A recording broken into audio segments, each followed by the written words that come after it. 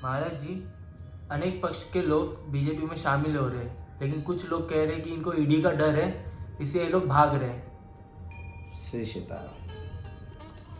ऐसा है, जो लोग दूसरे पक्ष में बीजेपी में आ रहे हैं वो लोग के मन में अफसोस हो रहा है, क्योंकि 500 साल लड़ाई के बाद हिंदुओं को जो मंदिर मिला है, राम मंदिर मिला है, वो बीजेपी के कार्यकाल में हो गया है। अब उनके अंदर से उनको ग्लानि फील हो रही है, क्योंकि जिस पक्ष ने जो वादा किया था, अपने मैनिफेस्टो में उन्होंने कहा था कि हम आएंगे तो राम को लाएंगे, तो उन्होंने वो वादा पूरा कर दिया।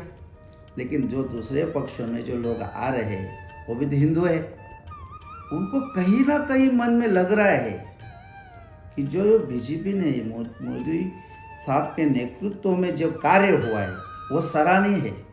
अब उधर बैठ के तो पक्ष में तारीफ तो नहीं कर सकते कि मोदी के वजह से राम मंदिर हो गया, मोदी के वजह से देश की तरक्की हो गई, मोदी के वजह से देश आगे बढ़ रहा है, मोदी के वजह से बहुत गरीबों को सुख सुविधा मिल रहा है। अब वह तो बोल नहीं सकते हैं। अब विरोध करते करते कितना करेंगे? अगर ज़्यादा विरोध कर दिया तो पब्लिक उनको ही ज़िंदगी से विरोध कर देगी। अब ये सारे लोगों के दिल में हलचल हो रही। ये तो अभी तो कुछ नहीं, इलेक्शन के 1 महीना पहले मैं कहता हूँ विपक्ष के पास कैंडिडेट नहीं रहेगा, और बीजेपी को भी ऐसा होगा कि किसको सीट दूंगा। इस तरह से बीजेपी का हाल होने वाला है। लेकिन बीजेपी में जो कार्यकर्ता है वो अपना टिकट भी दूसरों को देने की ताकत रखते हैं, क्योंकि वो मानव सेवा के लिए काम करते हैं। जनता की सेवा करने के लिए वो नेता, आमदार, खासदार बने हैं। क्योंकि बीजेपी की जो राह है वो जन कल्याण की राह है। सबका साथ सबका विकास। क्या देश स्वतंत्र होने के बाद किसी ने ऐसा नारा दिया था? सबका साथ सबका विकास, ऐसा नारा किसी पक्ष ने नहीं दिया आज तक। तो उसी नारे को देखते हुए आज संपूर्ण भारत में एकजुटता से जनता बीजेपी के साथ है। आपको एक बात बताता हूँ, कांग्रेस के एक बहुत बड़े प्रवक्ता आचार्य प्रमोद कृष्णम, जो संत समाज से आते हैं और हमारे आदरणीय है, वो साधुशाही में तो उनको हम नमन करते हैं। वो पक्ष में कांग्रेस के थे, तभी भी हमारा उनसे विरोध नहीं था। लेकिन आज उस संत ने भी एक बीजेपी के लिए कहा कि जो काम बीजेपी में किया ऐसा कोई नहीं कर सकता है। उन्होंने अपने पार्टी के इस्तीफा दे दिया। अब बता, एक ही साधु उधर था उनके लिए, लेकिन वो भी लौट आया। क्या वो पक्ष के बीजेपी पक्ष में लेने के लिए, या मुझे कोई पक्ष में टिकट मिलेगा इसलिए आया? साधु को टिकट की आवश्यकता नहीं होती है। धर्म से राजनीति करना, राजनीति से धर्म की रक्षा करना, ये दो पहलू समझना चाहिए। तो ये बीजेपी राजनीति से धर्म की स्थापना करती है, इसीलिए वो बीजेपी पक्ष सराहनीय है। क्या मैं बीजेपी का कोई कैंडिडेट नहीं है, या बीजेपी का कोई मैं प्रचार करने वाला नहीं है, लेकिन बीजेपी जो पक्ष है वो राजनीति करते हुए धर्म का रक्षण कर रहा है। लेकिन लोग राजनीति से धर्म चलाने की कोशिश करता है, उसके साथ जनता कैसी खड़ी होगी? इसी को देखते हुए सभी विपक्ष दल के नेता बीजेपी में आने के लिए उत्सुक है। लेकिन कुछ लोग कहते हैं उनको ईडी का डर है, इनकम टैक्स का डर है, सीबीआई का डर है। अगर किसी के ऊपर ईडी लगी है, इनकम टैक्स लगा है, उसका कोई घोटाला हो गया है, वो बीजेपी के साथ आने के बाद भी उसकी जांच कानून के तहत होगी। अगर वो दोषी पाया गया तो उसको भी वही सज़ा होगी। कि कोई वॉशिंग मशीन, लोग कहते हैं कि वॉशिंग मशीन में धो दिया बीजेपी के तो उसका दाग निकल जाता है, ये गलत बात है। कोई वॉशिंग मशीन नहीं है। आरोप लगाना और आरोप सिद्ध करना, ये दो अलग अलग पहलू है। अब किसी ने बोल दिया भाई इस फला आदमी ने मर्डर कर दिया, तो क्या गुनहगार थोड़ी हुआ, सिद्ध भी तो करना पड़ेगा। इसका मतलब उसको छोड़ थोड़ी दिया गया है।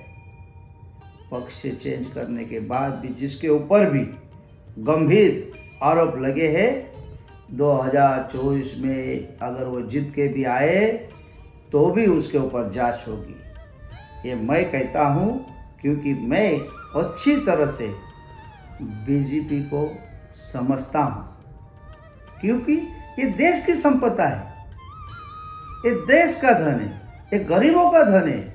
ये भी तो नारा किसने दिया, आज तक किसने दिया, न खाऊंगा न खाने दूंगा। ये नारा देने वाला भी तो बीजेपी पक्ष से मोदी है। तो आपने कैसे समझ लिया कि वो इधर आ गया तो वो धुल गया? हाँ, उसके ऊपर इल्जाम है, अगर सिद्ध नहीं हुआ तो उसको तो कोई कुछ होने वाला है नहीं। फिर कहेंगे लोग कि उसके लिए वो धुल गया, अजित पवार आ गया, उसके ऊपर ये सिंचन घोटाला था, ये आ गया, तो क्या जो बाकी बचे उनके ऊपर घोटाले नहीं है? अरे बीजेपी के कितने नेताओं के ऊपर आरोप हो गया, उन्होंने तात्काल निकाल दिया। वो अपने आप को कानून के दायरे में रहते हुए अपने ऊपर जो चौकसी लगा उसको खत्म करते हुए क्लीन चिट मिलने के बाद फिर से काम कर रहे हैं। इसलिए बीजेपी पक्ष जो है खुद तो साफ है, और दूसरा कोई अगर डाग वाला आता है तो उसकी चेकिंग करने के बाद ही उसको ये देता है। लेकिन भाई कोई भी आदमी कहीं भी जा सकता है, सब हिंदू का देश है। और जब हिंदू का देश थे, चाहे बीजेपी कांग्रेस की पार्टी हो चाहे अन्य कोई दल हो, उसमें भी जो लोग हैं सब हिंदू तो है ही है, इसमें कोई दो राय थोड़ी है। वो लौट के अगर आ रहा है, वो जागरूक हो रहा है, क्योंकि कहीं ऐसे ना हो राजनीति करते करते पक्ष धर्म का विरोध करेंगे तो धर्म का विरोध करने वाला पक्ष का विरोध तो जनता करेगी ना। इसलिए जो विरुद्ध पक्षी के लोग हैं वो बीजेपी में आ रहे हैं। अब तो कुछ नहीं है, आगे देखो क्या होगा। पता चला विरोधी पक्ष के पास कैंडिडेट खड़ा करने के लिए ही कोई नहीं है। 500 साल की लड़ाई के बाद जो आज देश में जो सुख और समृद्धि आई है, अरे हम धर्म के प्रेमी लोग हैं, हमें क्या चाहिए? धर्म की रक्षा करने वाले लोग चाहिए, और जो धर्म की रक्षा करते हैं तो हम साधु संत और समाज उनके पीछे रहते हैं। इसलिए लोग बीजेपी में आ रहे हैं। और इससे अलावा कोई जो लोग कहते हैं, अभी देखो विपक्ष में रहेंगे तो कुछ तो बोलना ही पड़ेगा ना, बगैर बोले तो कुछ होगा नहीं है।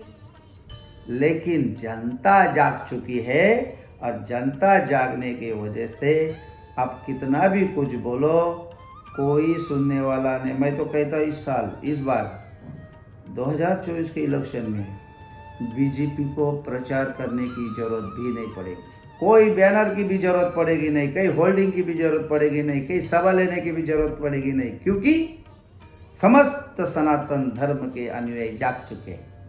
और उनको पता है जिसने राम को लाया है हम उनको ही लाएंगे, क्योंकि हमारा आज से नहीं पहले से नारा है, जो राम का नहीं वो किस काम का नहीं है। इसलिए पार्टी और मजबूत होगी।